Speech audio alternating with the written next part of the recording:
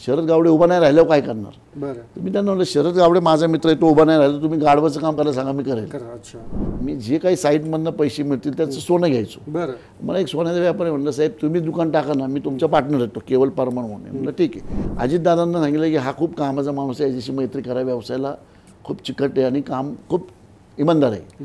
मग आमची तिथनं दोस्ती झाली. मग तिथनं हळूहळू पॉलिटिकल कनेक्शन्स कधीपासून सुरू? पॉलिटिकल कनेक्शन आमचं काय आलं की काकडे ज्वेलर्स म्हणून, म्हणजे सगळ्यात पहिलं झालं माझं 92ला, जेव्हा पिंपरी चिंचवड महानगरपालिकेची निवडणूक होती. आणि तिथे रामकृष्ण मोरेंचा एक उमेदवार होता हनुमान गावडे. आणि रामकृष्ण मोरेंना कळालं की बाबा चिंचवडमध्ये संजय नाना काकडेंनी तिथं 1,500 फ्लॅट पोझिशन दिले आणि ते मतदार ह्याच्या सांगण्यावरून मतं देतील. रामकृष्ण मोरेंचा पहिला मला फोन आला की बाबा तिथं संजय हनुमान गावडे नावाच्या व्यक्तीला तुम्ही मत कर. म्हणलं सर जमणार नाही मला, कारण माझा मित्र शरद गावडे, तुमच्या मी ह्याच्यात नाही काम करू शकत. ते म्हणले अरे असं बघतो मित्र ऐकायला नाही तर तू मला अशी दोस्ती पाहिजे. शरद गावडे उभा नाही राहिल्यावर काय करणार? तुम्ही त्यांना म्हणलं शरद गावडे माझा मित्र आहे, तो उभा नाही राहिला, तुम्ही गाढवाचं काम करायला सांगा, मी करेल. शरद गावडेची त्यावेळेस स्टँडिंग कमिटी झाली होती, त्याची नगरसेवक काय करू, मी तिकीट घेतलं नाही, हनुमान गावडेंना तिकीट दिलं. मग आम्ही त्यांना निवडून आणलं. मग तिथनं रामकृष्ण मोरेंची माझी ओळख झाली.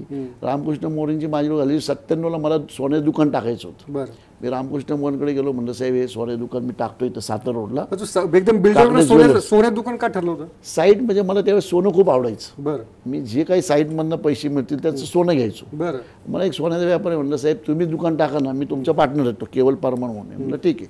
आम्ही रामकृष्ण मोरेंना म्हणलं साहेब तुमच्या हाताने ओपनिंग करा. रामकृष्ण मोरे म्हणले नको नाना, मी एक तुमच्या मित्राची ओळख करून देतो माझ्या, त्याच्या हातनं ओपनिंग करा, माझं प्रमुख नाव टाका. मग त्यांनी मला तुमच्या जिल्हा बँकेत नेलं. मला माहीत नव्हतं कोणाकडे नेते.